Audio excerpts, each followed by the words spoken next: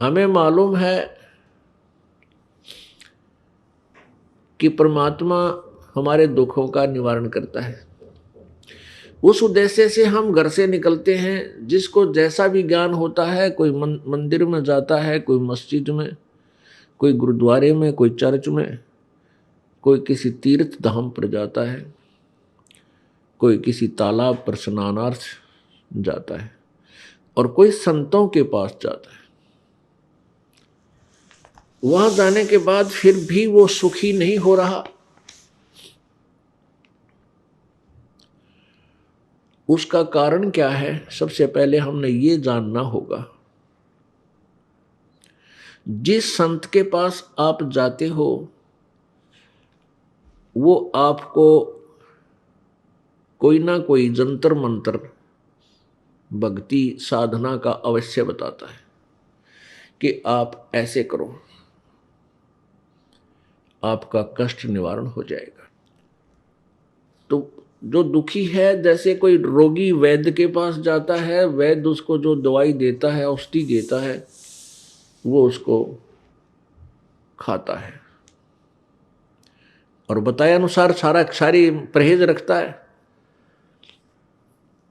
और फिर भी उसको आराम नहीं हो रहा, तो डॉक्टर ठीक नहीं, वो दवाई सही नहीं लगी तेरी, वो डॉक्टर ठीक नहीं, वो वैद्य ठीक नहीं, उसको ज्ञान नहीं है, आपकी बीमारी से, रोग से परिचित नहीं है।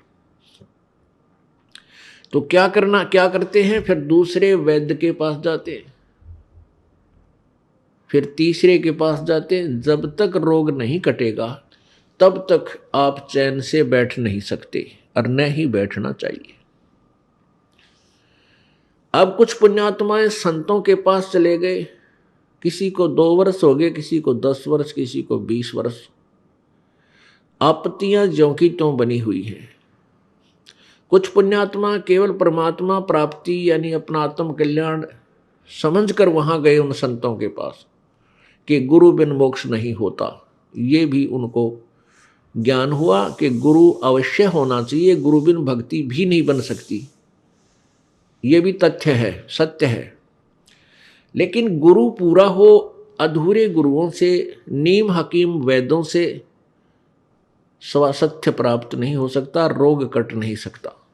इसलिए हम जो पुण्य आत्मा थी वो इन संतों के पास पहुंच गए। लाखों और करोड़ों की संख्या में वहां जन समूह एकत्रित हो गया। अब वहां उनको लाभ नहीं हो रहा। जैसे जब तक जीव के पुण्य, पूर्व जन्म के पुण्य चलते हैं,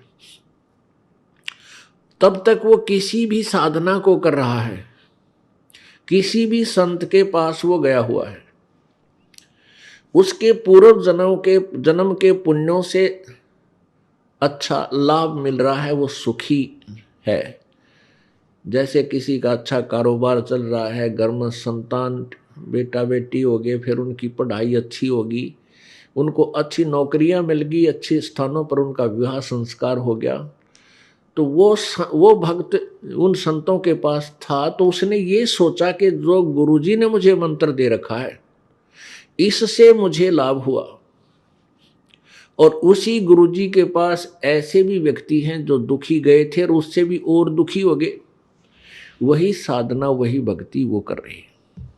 क्योंकि उन जिनके सर्व सुख थे, सब कार्य ठीक हुए, उनके पूर्व जन्म के पुण्य उनके साथ थे, और जिनको लाभ पहले ही नहीं था वो और भी चले गए, वहां जाने के बाद और भी दुखी हो गए। तो उनका पुण्य पूर्व जन्म का नहीं था, पाप उन्हें भोगने ही पड़ रहे हैं।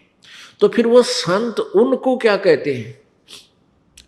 जो दुखी थे और सुख नहीं हुआ, उनको कहते हैं कि तुम्हारे प्रारब्ध का जो भोग है ये तो भाई भोगना ही पड़ेगा। भक्ति करो, आगे वाले जीवन में तुम सुखी हो जाओगे।